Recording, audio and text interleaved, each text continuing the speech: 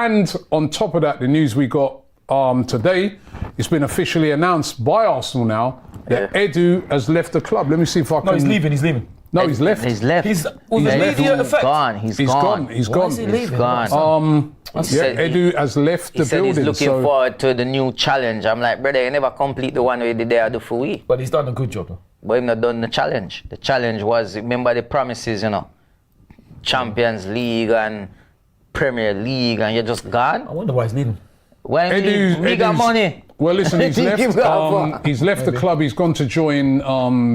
Well, it's the guy who owns Nottingham Forest. Yeah. So basically, he's going to be in charge of sporting director in charge of Nottingham Forest, of Olympiacos. You know, apparently he's getting about 3 times the amount of money he would have been getting at Arsenal. So it's a big pay rise. And on it, he's said, Edu, these are his quotes. This has been an incredibly hard decision to make. Arsenal have given me the opportunity to work with so many amazing people and the chance to be part of something so special in the club's history.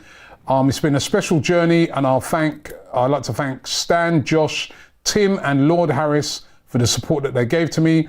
I've loved working with so many great colleagues across our men's, women's and academy teams, especially Mikel, who's become a great friend. Now it's time to pursue a different challenge. Arsenal will always remain in my heart. I wish the club and its supporters good things and the very best. And Josh Kroenke said, we respect Edu's decision and we thank him for his immense contribution and dedication and drive to the club. Everyone at the club wishes him well. We are so fond of him and his positive energy he brings to everything and everyone.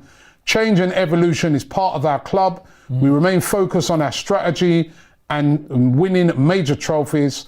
Our succession plan will reflect this continued ambition. So seems like they already know, or they've got an idea of who they want to bring in. But how big a blow is it, Edu leaving the club? I mean, you just said that you sound like you're not happy with it because he didn't complete what he came to do. Yeah, like it's for me, you know, I think you even spoke about it earlier off years that there was talk about it beforehand with him. In the summer. Yeah, with him. Because I know there's a lot of people coming out with conspiracy theories and that. Remember, this nearly happened in the summer. And when it was being spoken about, the guy at Forest turned around and said, an Olympiacos turned around and said, no, it's not true. And obviously there was truth in it. You understand what I mean? Why he's decided to go now is an interesting one. Exactly. It looks like it's been leaked out. It don't look like, I kind of get the feeling he might have gone in the international break. But because of these leaks, but the leaks came out this morning. You're going this time of the season, it's like still... Straight after a loss. Yeah, and for me, it's not even say...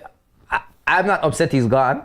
If I be honest, I'm not upset he's gone. I'm not. It's whatever, innit? Like bringing somebody who is going to go and attack those targets that we need properly. Like go out there full force and get the ones who we want. Because the reason why I was angry and saying about new challenge and stuff like that is because reflecting even to I'm going to bring in the Newcastle game into this as well, is I said after the transfer window this season, I feel we're going to come up short this season because of what's gone out and what has come in. To me, it's not really making sense. You know, we got rid of Emma Smith-Rowe, we got 3 attacking players in general. Fabio Vieira went back. So you understand, how many attacking players we got rid of, and realistically we only brought in Sterling as an attacker. We not brought in nobody else. So for me, that's why I said we're going to come up short this season. Marino is an attacking midfielder. Yeah, Fabio. But I don't feel he's up to pace. Mikel. He's tight, isn't it? Yeah, exactly. But we were 2 points off City last season. 2 points off. You go into a transfer window and you go in there and you strengthen the parts that really need strengthening, which we knew was attack was the main thing. But we knew it. We knew it from the season. Jesus is not been firing since he got his injury after that. When he came to us, he was firing, he got injured, and since then, he's been up and down. We cannot rely on just Havertz all the time. Havertz is actually putting in a shift. He's getting the goals in. But the fact is that because nobody else is getting it, we're just going to identify him because he's the main man up front. So he's always going to get all the pressure thrown on him. Why is he not scoring? Why is he not scoring? He's been chipping in with goals. He has been. You understand what I mean? Edu should have went in this. If he knows he's leaving, either leave in the summer and get somebody in to come in, or you leave on a high and say, yo, here you go. I'm going to leave you guys with X, Y, Z. Not California, I have no problem with him. Ricardo. Because I always feel like we were short on defensive Thank players. God we got him in. 'Cause, you know, we have been short in defence. Yeah, I thought we were short on defense from the season before. I remember we had this conversation. You explained to me now about what he's done. He's got players that can play across there. Mourinho. But because I don't know. I didn't see it as a signing we needed. And I'll tell you why I don't see it as a signing. You Why? bringing Calafiori in, Ricardo. to me, you can put Zinchenko into that midfield because he plays that position. You know he plays that position because when he plays left back, he plays as an inverted midfielder. And when he plays for his country, he plays as a midfielder. So midfield, but to me, was never a situation where I said we need it. I do think we've had Up front. Good point. on Edu. 1 point. I was on Laurie's channel earlier and I said it. I think he's done a very good job since Laurie's he's been channel is what, Robbie? right, because LL Sports. We got Laurie. Right? I think he's done a good job since he's been here, right? I You do have as to well. remember what he took over. Yeah. When he took over in 2019, we were in 8th place. And look at We where were terrible, right? We had all these players that he needed to get rid of. I remember, you know, speaking to him over in LA, not last year, the year before, and I was saying to him, yeah, you're doing a decent job, and he's going, yeah. He goes, the hardest part of this job has been to move players out, and he goes, it's a really hard thing to do. He goes, number one, on a personal level, because you've got to go to a man and say, yo, Time for bro, pot, yeah. we know we don't no longer require your services. Yeah. And number two was just the state of the contracts and that. So remember, you had like Ozil on that 300 and nearly 400 grand a week on a long contract.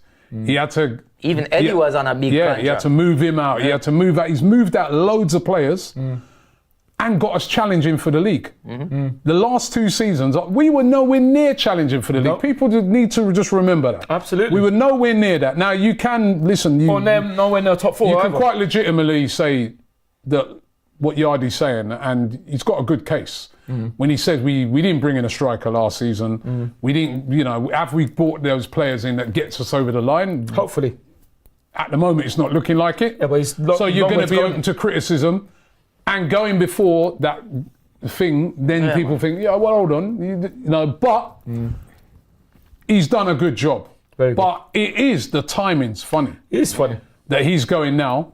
And listen, they're saying that it's all part of, you know, I hope that whoever they bring in is going to be someone that's going to come in and do something good, because now it's going to be interesting to see if that person who comes in does go and try and bring a striker in January. Because, you know, we say the timing of it and that, but it is going to be, would you want someone who's definitely leaving Good point. To stay. to then be here? Because remember, January is another transfer I week. get that. No, but So that's the other I get thing. that. But then again, look at Arsenal's business in January. We hardly do business in January. Well, I think, We're no, gonna have to. as things stand, we hardly do. as things stand, We're we gonna may have to. need to go and get a striker in then January.